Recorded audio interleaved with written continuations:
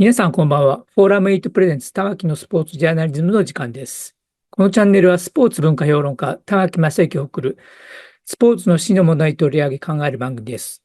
コメンテーターの玉木正之さんです。よろしくお願いします。はい、よろしくお願いします。はい、お願いします。今日はサッカージャーナリストの大隅良之さんと、はい、それと後藤武雄さんに来ていただいて、はい、ワールドカップ2020ごめんなさい、2026 2026、はい、の大大総括。総括をはい、やろうと思うんですが、そのタイトルを私つけてみました。それはい、はワールドカップ2026は大成功だったのか大失敗だったのか、はい。というタイトルつけたんですが、小崎さんはどう思いますか？大成功でしたか？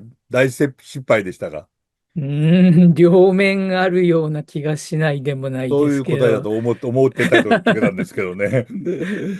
まあそうですよね。その極端辺を、に両方あるっね、て感じですかね。そうですね。その辺を話していきたいと思います。後藤さん、それから大隅さん、よろしくお願いします。はい、よろしくお願いお願いします。しまよろしくお願いします。す。はじめ、つまらない質問をさせていただきます。大隅さん、はい。ワールドカップは大成功でしたですか？大失敗でしたですか？大成功。大うん。成功。すぐ答えが返ってきました。後藤さんはいかがですか？いや、大失敗。答えが二分できて、面白くなると思います。ありがとうございます。いい答えで。で、第1回目の今日、3回にわたって、語っていただこうと思うんですが、第1回目の今日は、日本代表を中心に話を進めていきたいと思います。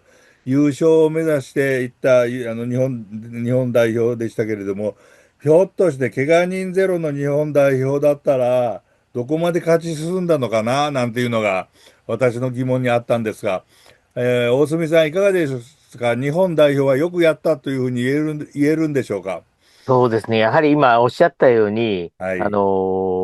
まあ一番肝心な選手が何はい。人も次々とはいピッチから去ってですね。はい。まあ最後はちょっとまあこれじゃあ勝ちようがないなっていう感じのメンバーうになん。っちゃいましたね。ですかうん。ら、そういう面ではすごく、残念な大会だったねと思う。日本の力を出し切れなかったっていう面で、とっても残念だったと思います。なるほど。その辺、後藤さんはいかがでしょうか？確かにブラジル戦見てると、はい。後半になって選手交代でチームを立はい。ち直したいんだけれども、もう交代の球がない。交代はい。するたびにディフェンシブになっていくしかないはい。っていう面で非常に残念だったと思います。うん。ただ、今回は、決勝トーナメントを見据えて、はい。最後、スウェーデン戦で冨安と佐野海舟を休ませるとね、うそういうん。ようなことをしながら、きちっと計算しながら、うん。決勝トーナメントにたどり着いたという意味で、うん。これまでの中では一番強いチームであったことは間違いない。史上最強というのは間違いないですよね。ただ、なるほど。怪我人がなくて全員揃ってたら本当に優勝できたかというと、それは全く難しいというのは、まあ、なるほど。決勝の試合を見たら間違いないですよね。ああ、そうです。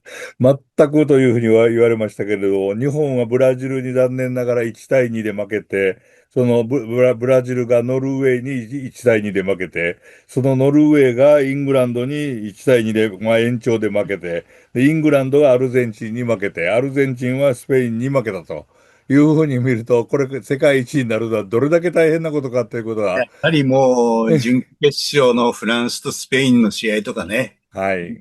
もう全くもうレベルが違うのがはっきり見えましたよね。まあでもこれそうはね、日本がある程度強くなって決勝はい。トーナメントということを本気で考え始めたから見えてきた、部分ああ。があるんでね。ああ、なるほど。ということは、大隅さん、どうはい。ですか？今回の大会で新しい風景が見えたということに、今、後藤さんい喋りや方ではそう見えたんですけど。僕はあんまりそうは思わないあ、そうでですね。すか？新しいうん。風景まではいかなかったんじゃないでしょうかね。あ、そうですか。相手がまあブラジルだからどうのこうのっていうよりも、やはりはい。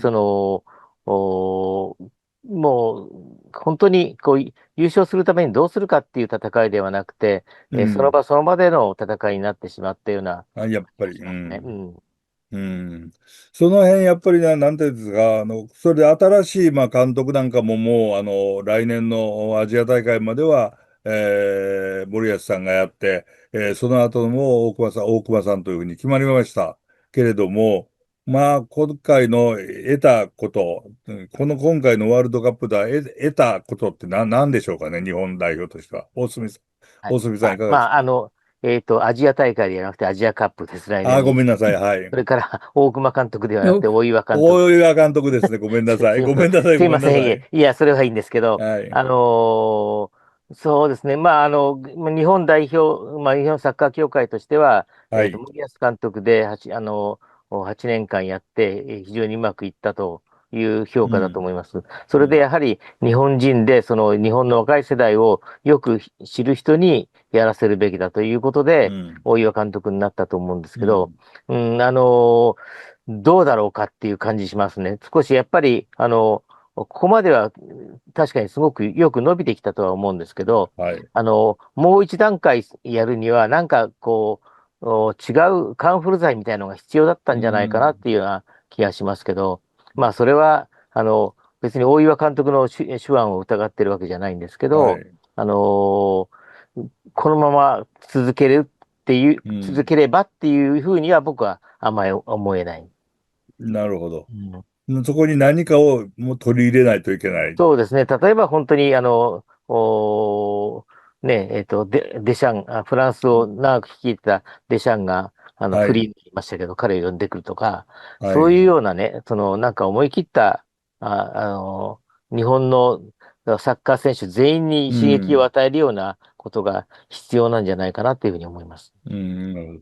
どうですか、後藤さん。今はい。の、あ大隅さんの、のご意見には。確かにデシャンとかね、グうアディオん。ラとか、うえーん。クロップとか、そのクラスのあ、人が来てくれるなら、それは非常にいい選択だと思うんだけど、え今回の一連の報道でも分かったように、うん。もう金額的に一桁違うわけですよね。あ家さんがあ、年俸2億とかいう話ですけれども、はい。日本が出せるのはせいぜい5億円ぐらいでね、うその本ん。当の世界のトップクラスの人を呼ぶには、もう一桁数十億円とういうお金がん。必要、だということが明うん。らかになってしまった。うん。なるほそれはちょっと出せないとなるとね、今まで呼んできた程度のって言っちゃ失礼なんだけれど。ども、はい。人になってしまう。うん。そうするとこれまでの過去のワールドカップ見ても、外国人監督で決勝ラウンドまでたどり着いたのはフィリップ・ソうん。ルシエ一人だっていうことを考うん。えるとね、やっぱり日本人で継続していった方がいいという判断は妥当なものだと思いますけどね。なるほどね。それで後藤さんどうでしょうか。この先ほど言われた準決勝の試合など、何度を見て、日本はそのレベルまで、この先行くことが可能でしょうかね。ワールドカップに初出場したのが1998年。はい。それから28年経ってようやく計算しながら決勝トーナメントまでっはい。ていうところまでたどり着いたわけですよ。うん。だから、あと20年もすればね、はい。日本は本当に、決勝、20年っていうのは、あれで、10年かもしれない、12年かはい。もしれない。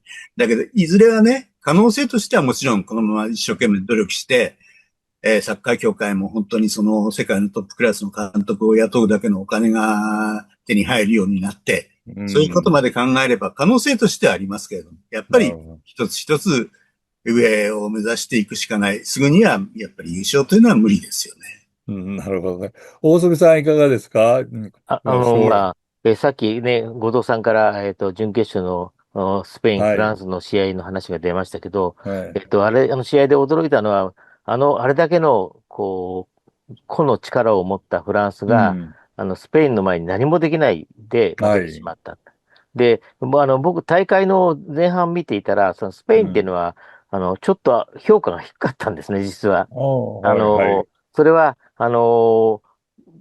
他のチームが、エース格の選手を持っていて、そのはい。エースが点を取るっていうのは今大会の非常に大きな特徴だったと思うんですけど、はい。例えば、エムバペであるとか、メッシであるとか、はい。ケインであるとかっていう、そういう選手が、着実に点を取ってチームを勝たしてる。はい。で、8試合戦い抜いて、勝つには、やはり、そういう選手がいることが、僕は前提じゃないかと思って、スペインにはそういう選手いなかったですね。はい。ヤマルはスターになりましたけど、でもはい。点を取る選手じゃない。やっぱり点を取らないという選手がいないと難しいんじゃないかと思ってましたけど、でも、そういうスターのいるチームと、まあ点を取る選手のいるチームとやった時のスペインの強さはもう格別でしたね。まあ、優勝候補と言われるチームはいくつもありましたけど、スペインの力ってのは本当にもう飛び抜けていたように思いました。その力っていうのはどうなんでしょう。やっぱりチームの力という言い方でいいんですか？チームの力ですね。チームとしての守備の力ですね。で、まあ、攻撃は多分、まあ、トップじゃなくて、その下ぐらいだったと思うんですけど、守備がいいことによって、まあ、森保さんがいつも言うように、いい守備からいい攻撃へっていうのが生まれて、それで、まあ、勝つ原動力になった。でも、まあ、前回優勝した時に、ポンポンポンポンボールをつないで、いて、まあ、その後のちょっと潮流になりましたけど、それが、さらに、変わって、インテンシティの高いサッカーっていうふうになった時に、スペインはそれを、自分たちの良さを失わずに、そのインテンシティの高さっていうのを身につけたということで、これは非常に、やっぱり驚くべき、準決勝だったし、決勝戦だった決勝だった。思います。そうですね。私なんかも見ていて、特に決勝戦、アルゼンチンもっと何かできるんじゃないのかなって思いながらも、ボールが取れないのなんじゃこれはっていうふうに思った時もあるぐらいだったんですが、後藤さん、すいません。ただアルゼンチどうぞ。ンは、ああいう試合の中でメッシがポンと点取って勝つ可能性もあるんじゃないかなとは思ってましたけど。なるほど、なるほど。まあ、やり方としてというこはい、とではい、すね。はい。なるほど。後藤さんどうですか？私はスペインの試合を見ていて、これは日本にとってはいい兆候かな、チームで勝てるんだ、なんて思ったんですけれども、ちょっと甘いですか、そういういや、話は。日本が目指すべきはあれですよね。やっぱりそうですか？そうです。いい組織的な守備で、はい。ボールを奪う。で、組織的に奪うということは無理をしないでボールを奪える。ボールを持ったはい。瞬間に味方が適切なポジションを取っている。だから、はい。パスをつなぐことができる。なるほそれですよね。ど。うん。だから日本が目指すべきサッカーなんていうかな、一つたモデだ、ル。もちろんスペインとやって、今勝てるわけないわけで、日本がスペインに近づくためには何いやいや、が必要ですかね。勝てるわけないわけじゃなくて、勝つことはああ、るんですよ。4年前あ、勝ちましたから。なるほど。でも、日本がスペイン並みになるために、今これからプラスしていかなきゃならないことともう、何になる？どういうスタイルのサッカーをやるにしても、とにかく選手うん。の能力を上げるしかないですよね。ああ、なるほど。いくら今の日本、いくら組織力を高めたって、今の、うん。こう言っちゃ本当失礼な言い方なんだけど、今うん。の日本の選手の能力では、ああいうベストうん。4に入るようなチームに、本気で試合をした時に勝てるようにはならない。うん。うん。やっぱり、日本代表の選手の半分ぐらいは、チャンピオンズリーグ決勝に出てると。おー、それぐらいにならはい。ないとね、難しいうん。なという、それぐらいやっぱり、個人の差は感じましたね。なるほどね。個人個人のプレーの能力、あらゆる技術ということになるんですかね。ですから、個人の能力をそこまで上げながら、今の日本代表が持っているような一体感とかね、組うん、織なるほど。力を維持していく。うん。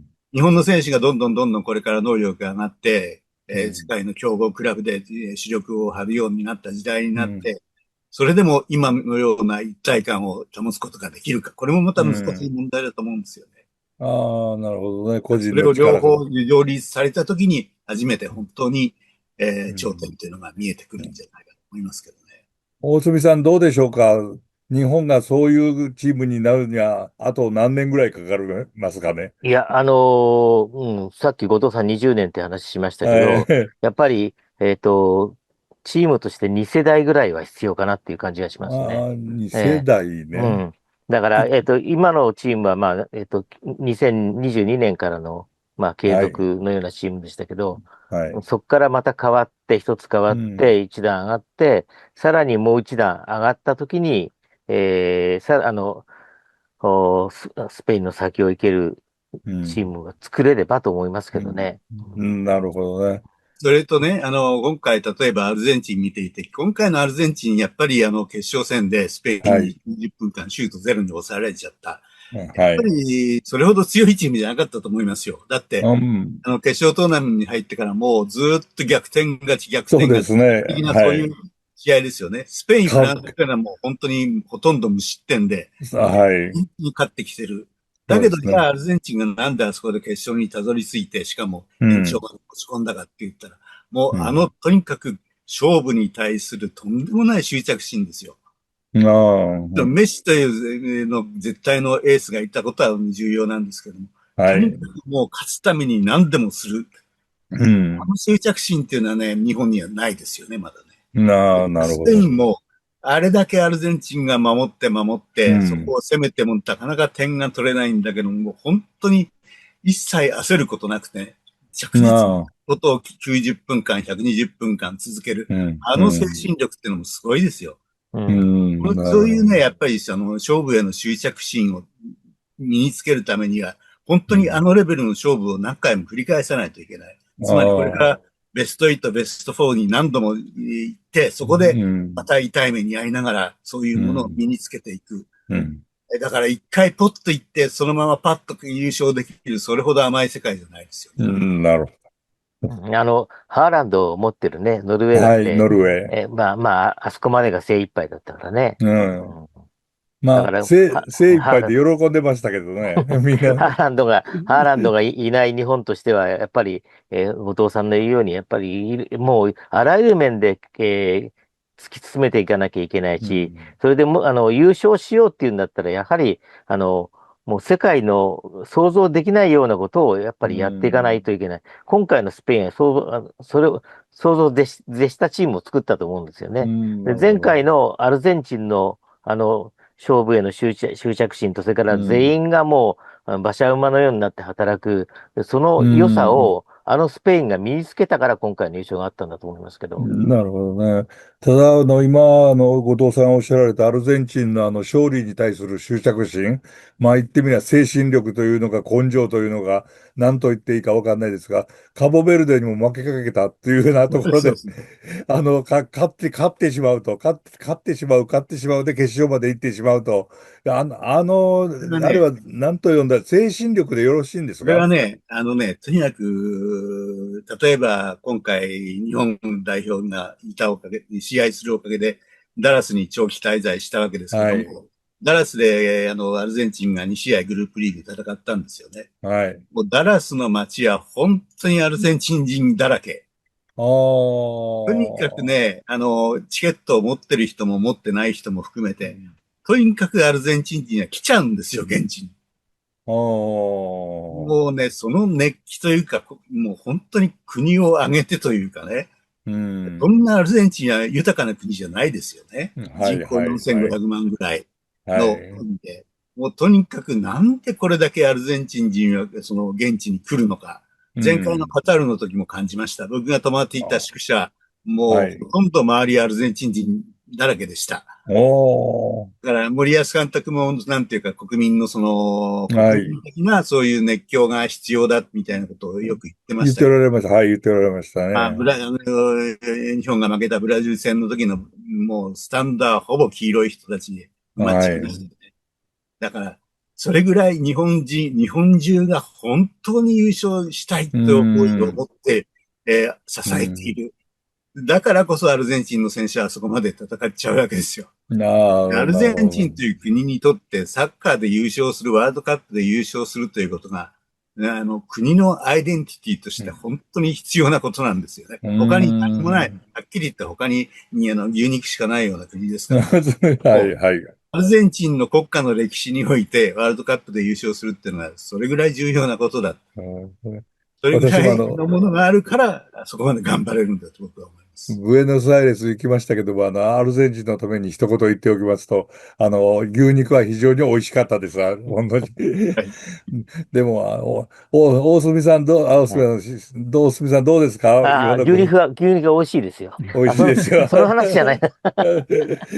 そうじゃなくて、ええ、その熱狂みたいなものと日本の精神力、うん。まあ、かつてやった根性とか精神力と違う、何か、なんというか、もう塊みたいな、オーラというか、もちろんアルゼンチン、非常にそういう面が、表に出るチームなんですけど、はい。アルゼンチンに限らず、今回一番驚いたのは、うん。出てる選手、特にスター選手たちは、あはい。の、まあ、トップチームの選手たちですね、はい。は、あの、非常に厳しい、ヨーロッパのリーグ戦のシーズンを戦い終えて、ここにはい。出てきてるわけです。しはい。かも、そのうちの多くの選手が、去年のクラブワールドカップにも出場させうられて、ーん。はい。何年間も休みなしでプレーしているような状態なんですね。はい。はで、い。疲れ切って、しかも8試合っていう過うん。酷な、暑さの中で、過酷な条件の中で、はい。えー全員が本当にもう倒れるまで、最後足が動かなくなるまで戦っていうん。た。まあ、うん。それは非常に今回のワールドカップ、みんな試合は面白かったって、はい。みんな言います。はい。その原因、その一番の要因は、選手たちが、なんていうのか、国のために、うん。まあ、あるいはもしかしたら自分のキャリアのためかもしれないですはい。けど、はい。とにかく、クラブでやってるサッカー以上の頑張りを、うん。執着を見せたっていうのは、だからアルゼンチンに限らずそういうのはすごく感じました。なるほどね。最初に大隅さんがそのグループリーグの時のスペインと決はい。勝トーナメントのスペインの違いのようなことをおっはい。しゃいましたけどね。やっぱりそういうその疲労を抱えた状態のチーうん。ムは、グループリーグの間で調整してますよね。うん。で、今なるほど。回出場チームが増えて、やっぱりうん。強いチームにとっては楽をしながら勝てるような相手っていうのがいるわけですよ。だかはい。らグループリーグの間の、だからアルゼンチンの試合、僕はグループリーグで2つダラスで見ましたけれども、はい。やはりそのアルゼンチンと決勝に出てきたアルゼンチンは別なものですよね。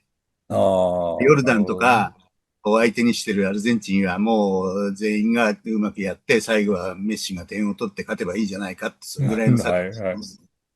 で、上な、の方に行けばそうじゃなくなってきますよね。なるほど。だから、やっぱうん。り8試合を勝ち抜いて優勝するためには、グループリーグの間、そういう勝ち方をすることができるようにならないといけないというのも一つの真実ですなるよね。ほど。なるほど。ワールドカップ大総括ということで1回目なんですけれども、最後にまとめていただきますと、日本にとってはどんなワールドカップだったでしょうか。大隅さんからいかがですうん。か？僕にとってやっぱり非常に残念なワールドカップだった残念な、なるほどね。はい。日本の力を見せられなかったっていうのは残念でした。もっと、世界の人々に楽しんでもらえるチームのはずなんですけど、うそれがん。出せなかったのは残念ですね。まあ、言っちゃいけないんでしょうけど、ブラジルには勝てたななんて思ってるんですが、三笘がいたら勝てましたよね、大隅さん。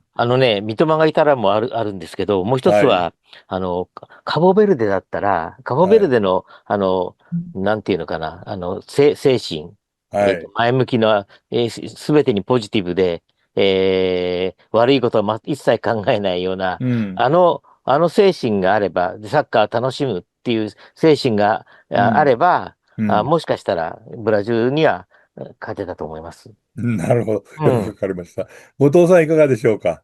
ブラジルに負けたのは事実ですけれども、はい。1対2で逆転負けをした。1点はい。リードすることもできた。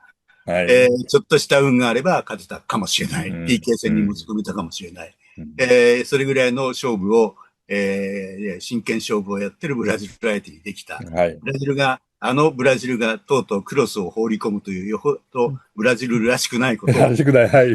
それを察したのは日本が頑張ったから。うん。なでそるほど。こまで来たの。やっとそこまで28年かかってここまでかよと思いますけど、28年かかってうん。ようやくそのレベルまで日本チームが来たという面で、まあ、怪我人を出しながらそこまで戦はい。えたんです。僕はうん。今回の日本チームは、よくやったと思ってます。なるほどね。なるほど。ご両人のお話聞いていや、ると僕もよく私も、やったとは思ってるんですよ。はい。だけどもちろん残念わかります、だと思う。わかります。ご両人のお話聞いてますと、私も長生きしないといけないなという気持ちになってきました。まあ、大日本代表頑張れということでまとめさせていただきたいと思いますが、第2回目は、トランプ大統領に寄り添った FIFA インファンテイノのこの大会とは一体何だったのかっていうのを話していただきたいと思います。2回目も大隅さん、後藤さんよろしくお願いしますね。よろしくお願いします。はい、よろしくお願いします。はい。皆さんご覧いただきありがとうございました。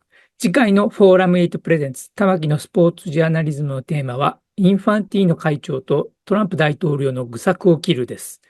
引き続き、大隅さん、後藤さんとともにお送りします。それでは皆さん、次のエピソードでお会いしましょう。さようなら。